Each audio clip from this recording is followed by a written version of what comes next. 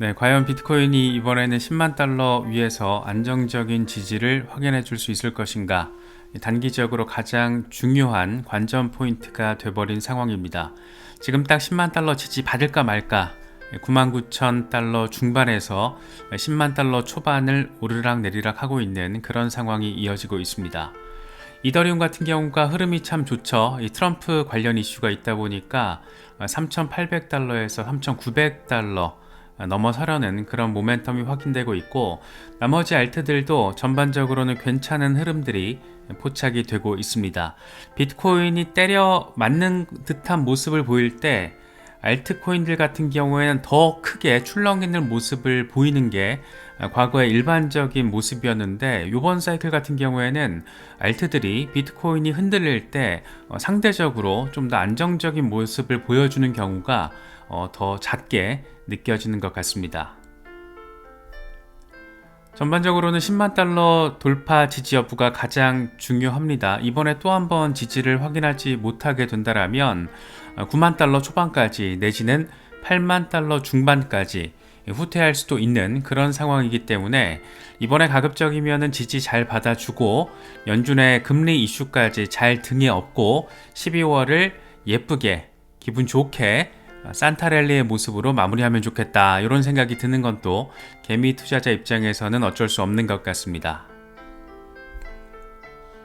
공포 탐욕 지수는 하루 전보다 7포인트 빠진 76을 기록하면서 극단적인 탐욕 단계가 살짝 후퇴한 모습을 보여주고 있습니다.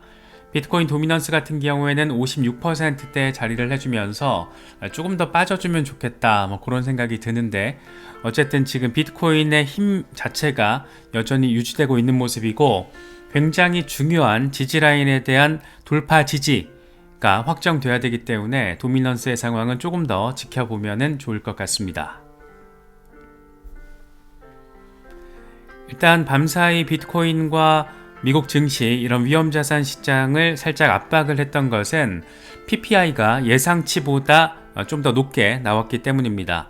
11월 PPI가 전월 대비로는 0.4, 전년 대비로 3%가 나왔는데, 이게 시장 예상치 2.6을 조금 더 앞서는 그런 숫자로 나와줬습니다.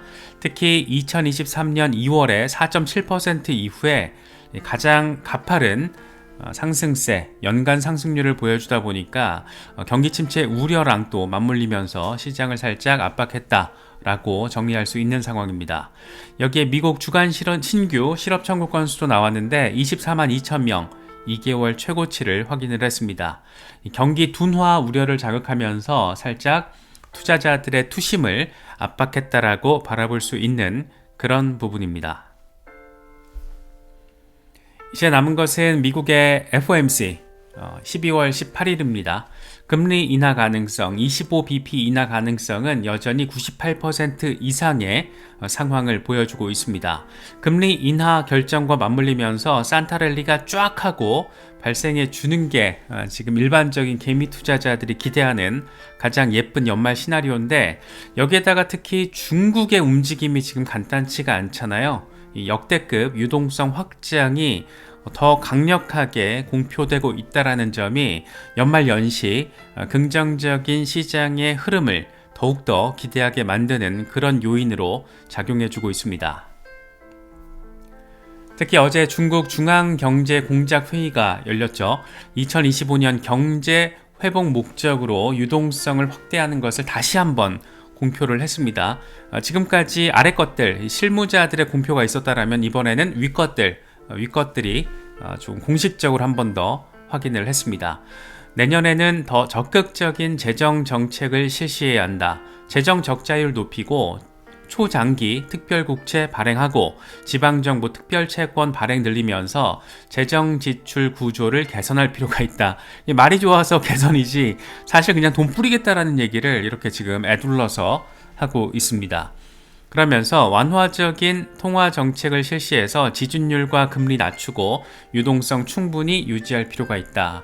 지금 이 트럼프 행정부 출범을 앞두고 어쨌든 고강도의 관세 전쟁을 치러야 하는 입장에서 일단 안쪽 내수부터 조금 챙기고 활성화시키고 회복시켜 보자라는 거를 굉장히 우악스러운 머니 프린팅의 방식을 통해서 한번 돌파해 보겠다, 이렇게 이야기를 하고 있습니다. 이게 가지고 있는 문제점들 엄청 많이 지적할 수 있죠. 하지만 위험자산 시장에서 투자자로 들어와 있는 우리 같은 사람들의 입장에서 바라봤을 때는 그래, 일단 풀어라, 그래 풀어, 좀 가자, 뭐 이렇게 또 생각을 할 수 있기 때문에, 다시 말해서 중국의 유동성 확장 시기는 언제나 비트코인의 반등 시점과 일치했습니다. 이건 100%, 이건 100%였기 때문에 이번에도 연말 연시를 경험을 하면서, 특히 내년 상반기를 경험을 하면서 상당히 흥미진진한 모습들이 펼쳐질 수 있다, 이런 기대감을 한 번 더 갖게 만드는 그런 내용이 중국에서 또 한 번 이렇게 터져 나왔습니다. 특히 창펑자오 아저씨 얘기가 지금 계속 회자되고 있는데, 중국이 전략적인 준비 자산으로 비트코인을 도입하는 국가 중 하나가 될 것이다. 아마도 트럼프 행정부가 추진하고 있는 비트코인 전략 준비 자산화 전략의 전철을 밟게 될 것으로 보인다, 이렇게 얘기를 하면서, 안 그래도 머니 프린팅에 가속도를 붙이는데 트럼프 행정부의 이런 전략을 베끼면서 비트코인을 중국이 합법화 시킨다라면 어떤 일이 벌어질까? 이 두 가지가 시너지를 낼 경우에 시장에는 어느 정도의 충격파가 긍정적으로 들어오게 될 것인가, 뭐 여러 가지 생각을 갖게 만드는 그런 부분입니다. 특히나 참 재밌는 게, 트럼프 아저씨가 암호화폐에 대한 전략적인 의지를 다시 한번 강조했습니다. 암호화폐 분야에서 대단히 위대한 일을 할 것이다. 중국을 비롯한 다른 국가들은 암호화폐를 수용하지 않고 있다. 미국은 암호화폐 분야에서도 선두 자리를 지켜야 한다. 메이드 인 USA. 남아있는 비트코인 채굴 물량 모두 미국에서 채굴되게 하겠다.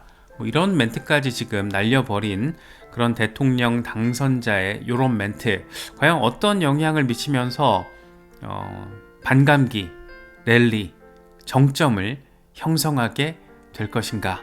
괜히 가슴이가 벌렁벌렁벌렁 하게 느껴지는 것은 또 어쩔 수 없는 것 같습니다.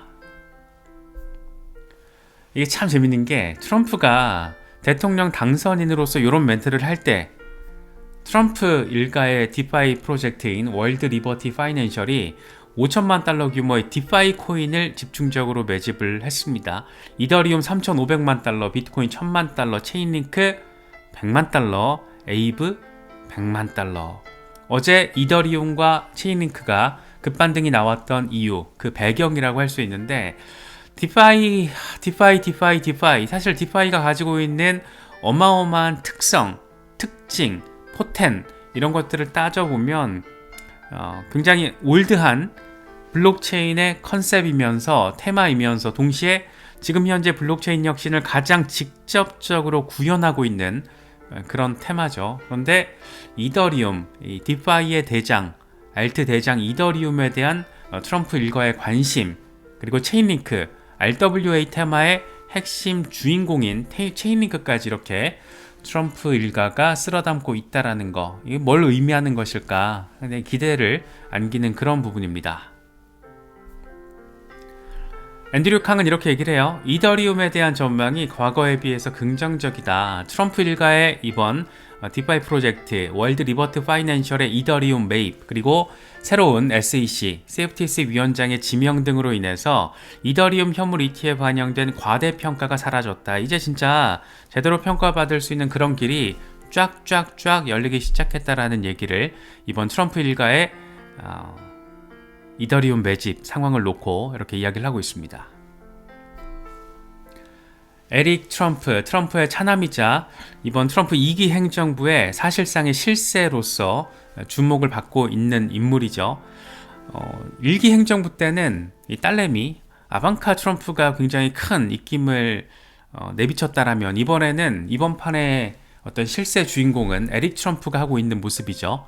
우리 가족은 부동산으로 재산을 모았고, 부동산은 우리가 사랑하는 사업이고 누구보다 부동산에 대해서 잘 알고 있다. 하지만 부동산 대비 비트코인의 장점을 꼽자라면 즉시 청산이 가능하다라는 점, 호텔을 짓고 싶으면 5년이 걸리고 팔 때는 2년이 걸릴 수가 있다.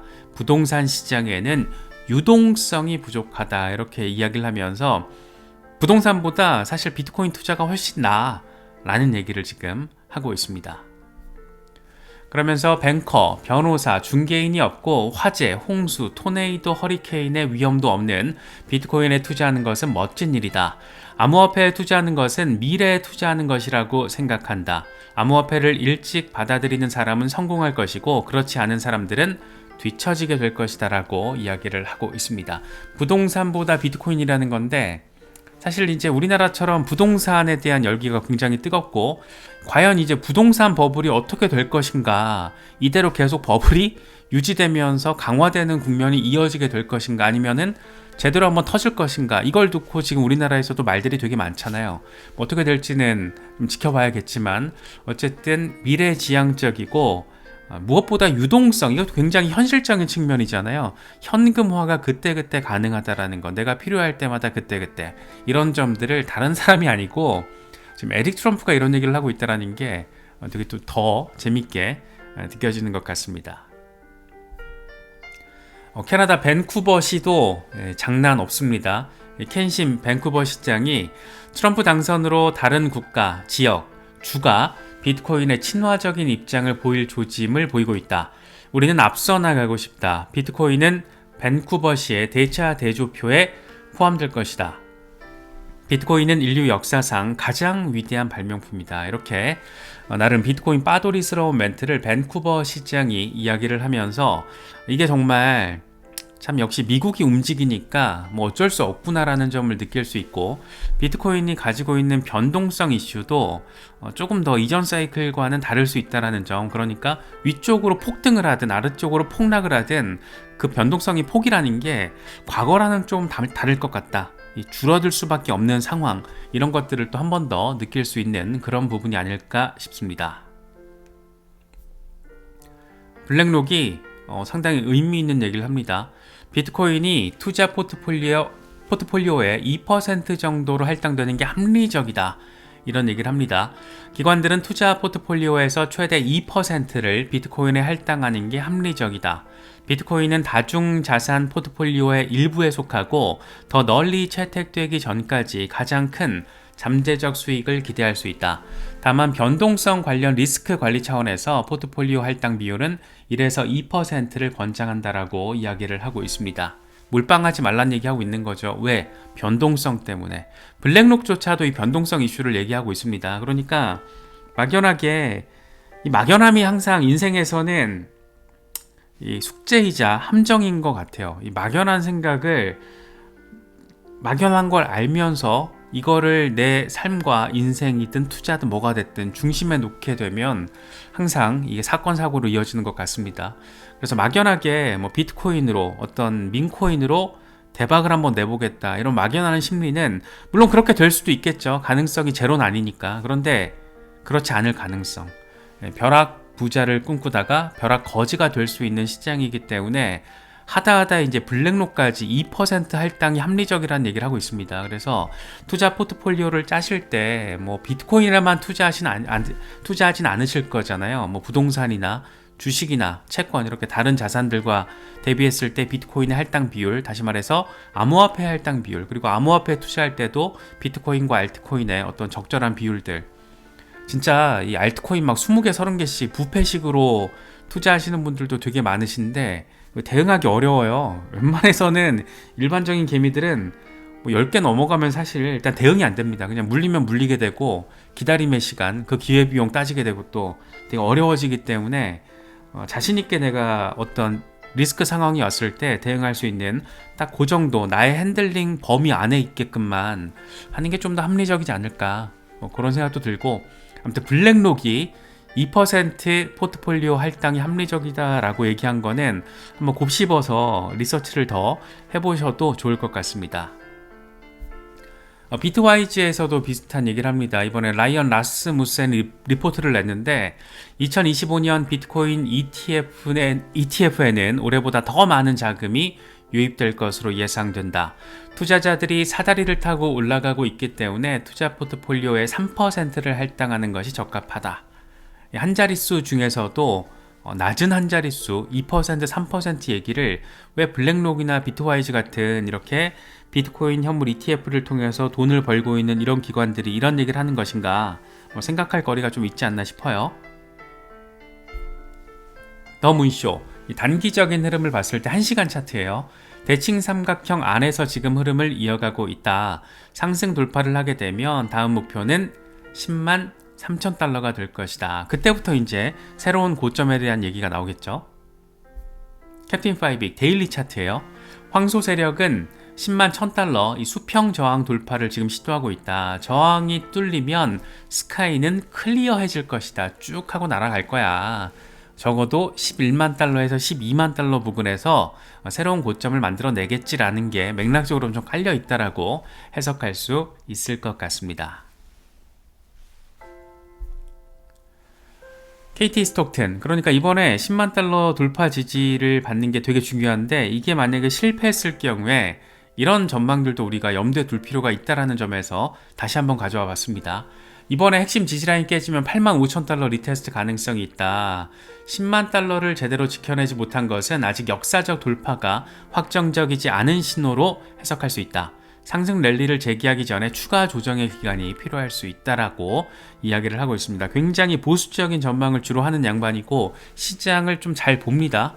그런데 만약에 10만 달러를 제대로 돌파 지지를 받지 못한다라면, 지금 아직 픽스 됐다라고 얘기하기 어렵잖아요. 지금 돌파 테스트 10만 달러 돌파 지지 테스트를 진행하고 있기 때문에 이번에도 지금 만약에 돌파 지지 못 받고 빠진다라면 8만 5천 달러까지 기술적으로는 리테스트 가능성이 있다라고 얘기를 하고 있습니다. 이번에 지금 일주일 동안 9만 달러까지는 한번 터치를 했잖아요. 그런데 상황에 따라서 8만 5천 달러까지 가능성에 대해서 이야기를 하고 있습니다. 막연하게 샀더니 수익이 나왔다. 이건 그냥 시장의 분위기가 좋아서 그렇게 된 거지, 나의 투자 능력과는 조금 무관하게끔 바라보는 게 맞지 않나 싶어요. 그래서 특히 경험치가 조금 부족하신 분들은 지금 시장이 한동안 분위기가, 트럼프 당선 이후에 분위기가 좋았지만 정말 무서운 시장입니다. 한번 아래쪽으로 빠지면 정신없이 빠지기 때문에 멘탈 그냥 나가버려요. 그래서 항상 좀 보수적으로, 안정적으로, 전략적인 계획, 이런 것들 한 번 더 생각해 보셔도 좋을 것 같습니다.